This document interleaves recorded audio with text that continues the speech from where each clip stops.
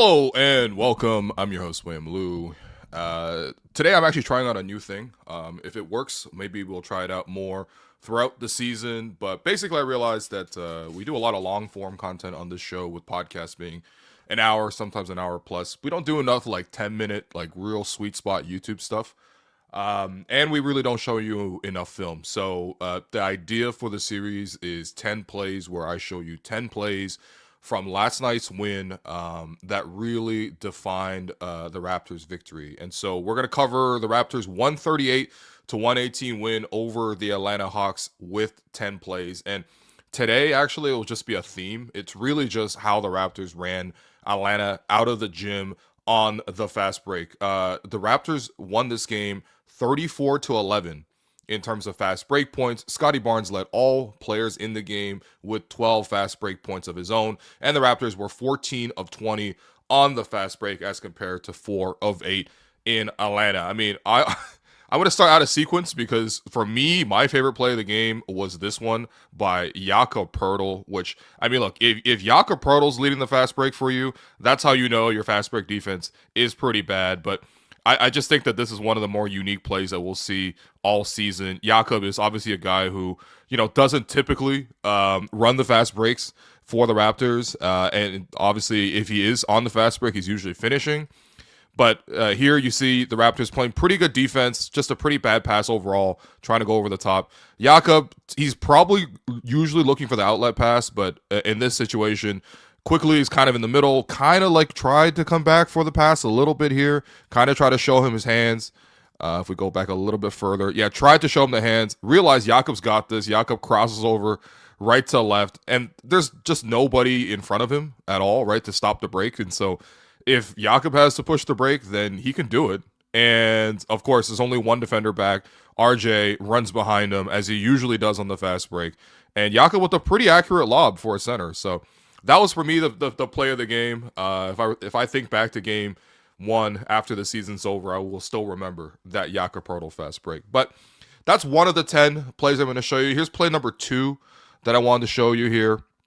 We'll just let it run a little bit.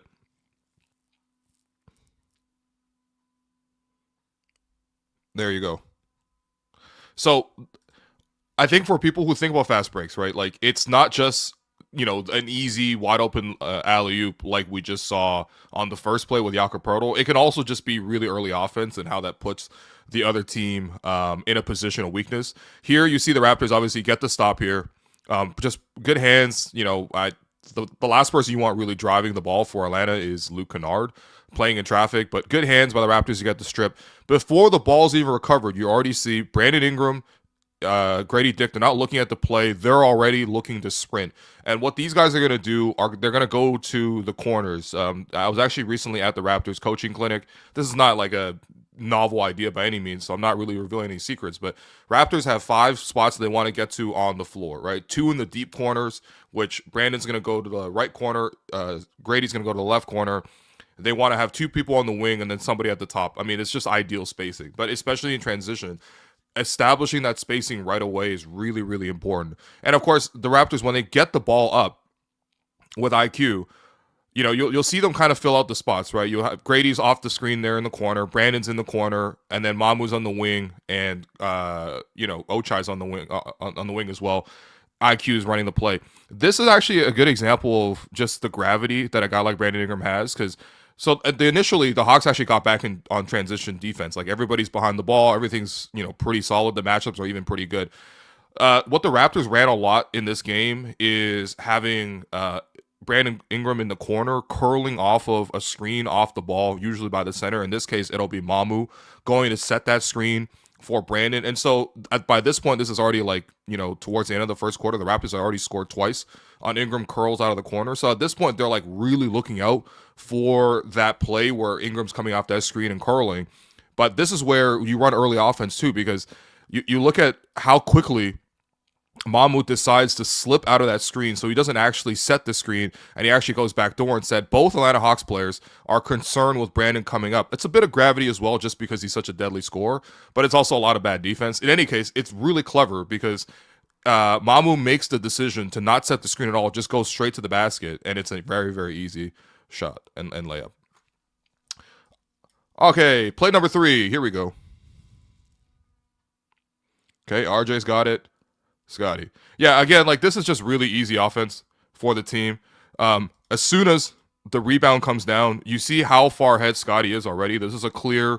I mean, this is why Scotty got 12 points in transition. Is he was running the break furiously, whether he was the guy with the ball or oftentimes he was guarding on the perimeter. And so when the play flips, Scotty is usually getting guarded by a guard on the other side. This is one of the benefits to having a guy who's able to switch and defend multiple positions because if you have Scotty guarding, let's say the point guard or even the shooting guard, when the play flips and the Raptors get the rebound and they run, that means a guard now has to guard Scotty. And in this case, it's actually quite funny if you look at it. So he's going to be on the break and he's matched up with Luke Kennard. That already is a mismatch. But you see Luke Kennard, you see his hand up. You see like there's the guy with the shooting sleeve. He's actually calling Jalen Johnson like, yo, let's get the switch. You come get Scotty.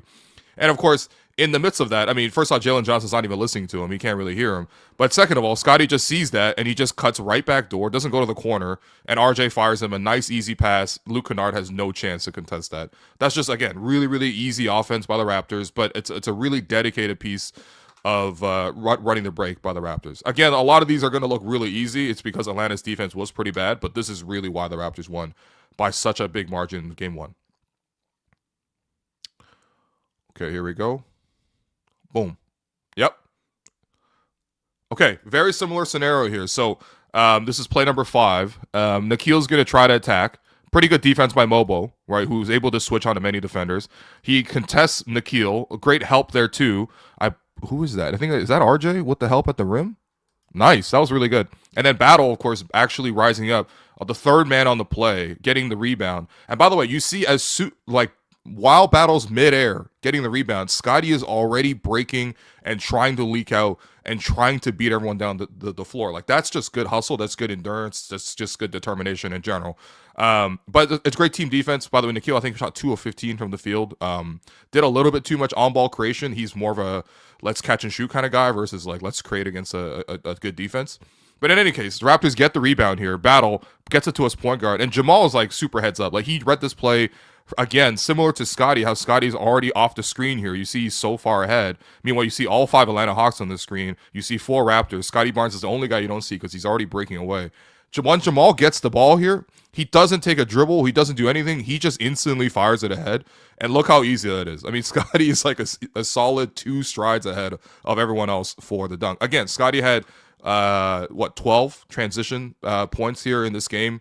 You could definitely see why. He was running the floor really hard. Oh, I love this. Yeah, this was great. So honestly, I don't even know if a play like this would be categorized as a fast break point. Just because by the time the Raptors actually got the basket to drop, and this one Jamal Shed hits the 3, it is already 14 seconds on the shot clock. But this is one of the benefits to like running and initiating early offense. So there's 19 on the shot clock when Jamal begins his move. And he's just going to try to drive and use his quickness to beat his man. There's not that much else going on off the ball at the beginning of this play. But once Jamal starts to drive and he spins middle to get a little paint touch, if you actually notice in the backside here, Mobo, who's number 2, obviously, on the right side of the floor, he's actually going to go call for a screen. So he's going to set a little back screen. If you notice him just at the back, right there. He put his hand up. Right there, his hand is up. He's setting the back screen, and basically what he's trying to do, and the Raptors do this a lot with Scotty, but in particular, you see here with Mobo, really good read. He screens off ball, which gives the angle for Jamal to kick out to an open RJ. If RJ actually just went down to the corner or even a little bit deeper on the wing, that's just an easy catch and shoot 3. But nevertheless, Jamal gets the paint touch, which is good. Mobo with the off-ball screen, again, just improvising, which was also good. Kick out to RJ Barrett. RJ catches it. He had already knocked down a couple threes at this point, so they're going to close out hard to him. RJ puts it on the deck, attacks the closeout, gets into the paint again, and at this point, Jamal keeps moving. He makes the pass, follows the pass, and then comes out to the top of the floor for the catch and shoot 3. I just thought this is not a transition basket, but this is one of the many benefits of just like playing early offense is just how much you can get the defense in a scramble, how much you can sort of catch them on their heels, because by the time he actually catches the wide open 3, it's just like the play started with Jamal at the top of the floor completely covered, and the play ends with him getting a wide open 3. So that's another really nice play by the team. Here you go, a little strip. Oh yeah, this This is probably my second favorite play of the game. I mean, this is just nice. I don't know. I mean, look, it's a 2-on fast break, right? The play happens because there's really good defense overall by Ochai here, who doubles Jalen Johnson off the high pick and roll here. Jalen's trying to get downhill against Jamison Battle, who is not a strong defender. And Jalen Johnson certainly is a guy he's a very strong driver. But Ochai does a great job of blind doubling before Jalen is able to, turn back and get control of the play again. He comes to double the ball, and that catches him completely by surprise. He slips. Ochai gets the strip, and now it's a 2-on fast break. I mean, you're going to score in this situation like at least 90%, well, 80% of the time, 90% of the time. But Ochai does a good job of just getting it to Brandon early. To be honest, it looked like he was going to get it back to Ochai. And I think that's what Brandon was trying to, trick him into doing as well, because the little cut dribble that he does here is so slick, because he just like flicks the ball. He pushes with the palm, but then retracts with the fingers. And so the ball kind of goes forward and then straight down. It looks like it's going to be a pass back to Ochai, but instead he just like cuts it to himself, gathers, keeps the defender and just like completely, like, I don't know. Nikhil's not defending anything here just because he's frozen. He doesn't really see what's happening. And then, yeah, Brandon goes up for the easy layup. I mean, that's just really nice overall. But great job by Ochai, who I think got the Cobra scepter by Darko and his staff after the game. He did a really good job guarding the ball, both against Nikhil and also against against Trey. Sorry, he did a lot of guarding against Trey in this game. Next play, we're almost through. We got three. This is play number 8.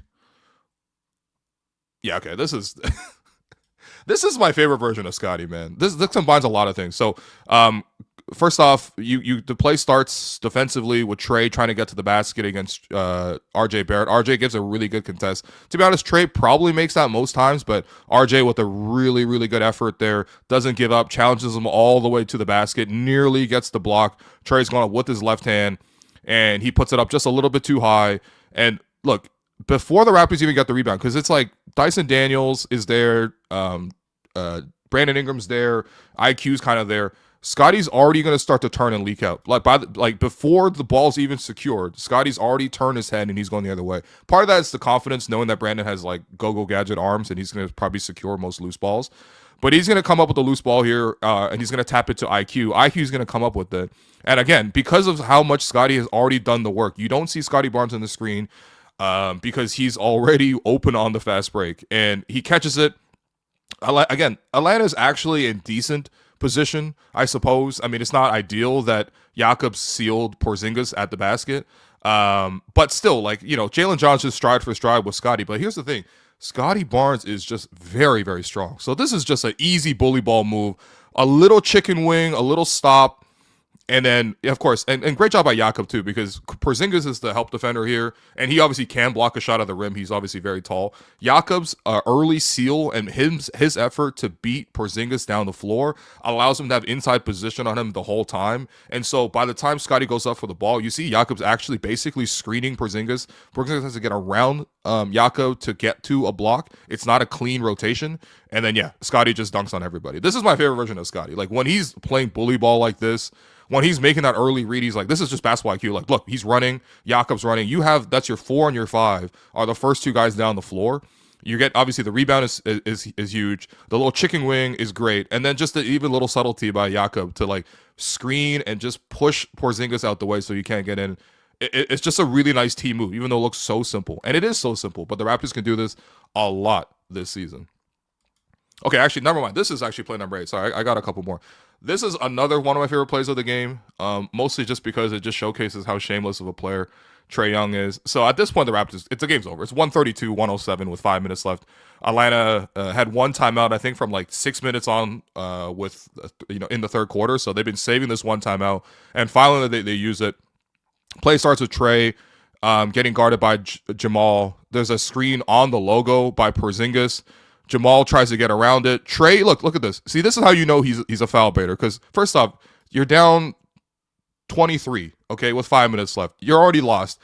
But look at this shameless grifting. This is not a foul. This is him actually trying to create a foul out of nothing. Jamal does nothing wrong here. Trey just jumps in the air, throws up an air ball that comes up. Where does it land? Look, Grady Dick catches the air ball above the restricted circle.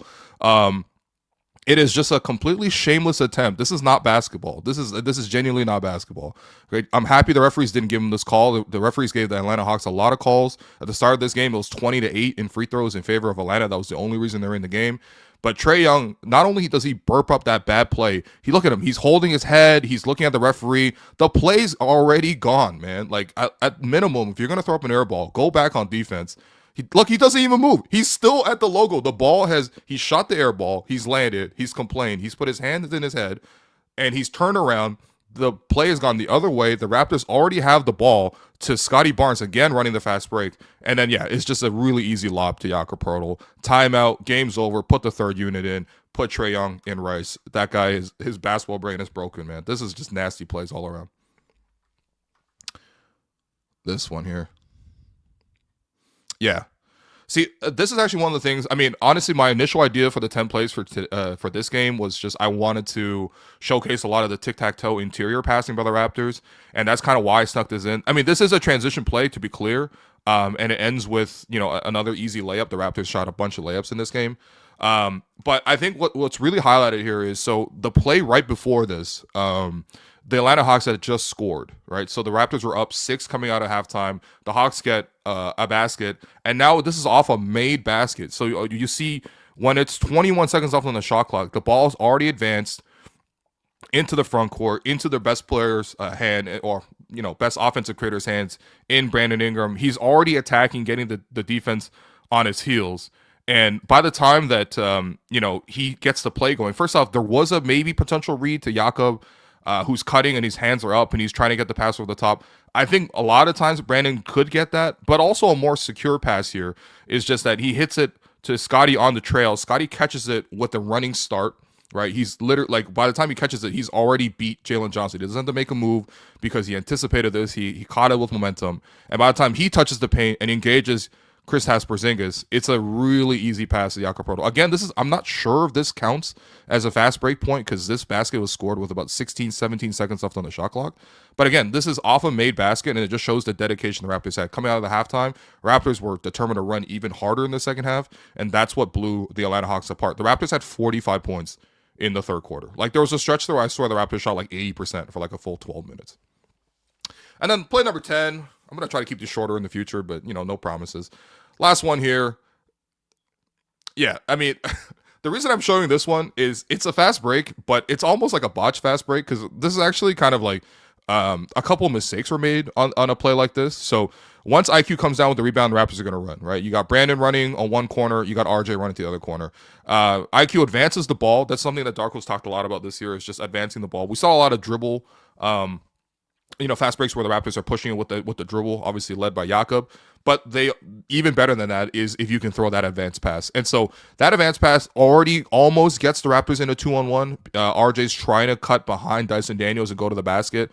And Brandon's, almost there trying to find him. But the thing is, it's not entirely there. Dyson Daniels is like really in that passing lane. He was, leading the league in steals last year. So this is not an advisable pass to RJ, initially on the first attempt. And so it's good on Brandon, again, not to throw that over-eager pass because you don't want to, throw away the ball.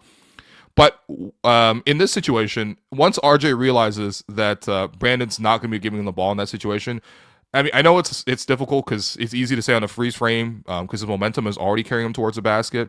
But once that pass is not going to the basket, he should either go to the opposite corner where the referee is or cut back into his own corner on the left side to give Brandon more space to attack and a chance for him to kick out.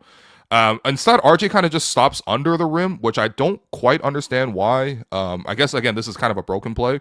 But a very, very subtle move here by RJ is, so you see his left foot is out of bounds when Brandon tries to go up, and he ultimately fakes the shot, passes down low to RJ. RJ's going to quickly set his feet in bounds, and it's like really subtle. Like he's going to be out of bounds, but he switches up his feet, and his heels are actually raised on his right foot as he catches the ball. Like, it's so subtle. This is so close to an out of bounds play. But again, he catches it, and now he's wide open. He's under the basket. This is almost like an inbound play. But again, good job by Jakob Poeltl, who is coming hard to the basket. Porzingis is in help position. He's concerned about RJ right under the basket.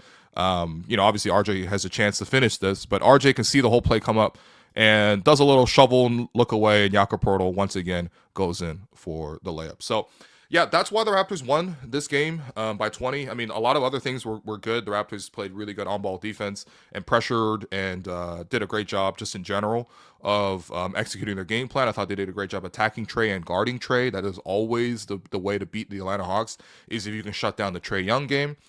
But more than anything else, the game was won on the fast break. So that was 10 plays. I'm going to try to do these after Raptors victories to highlight some of the key moments and why the Raptors won their game. I realize obviously with the React Pod, especially because I'm trying to go like live as soon as the buzzer ends, that there's not enough time to go through and collect all the film and collect all the data.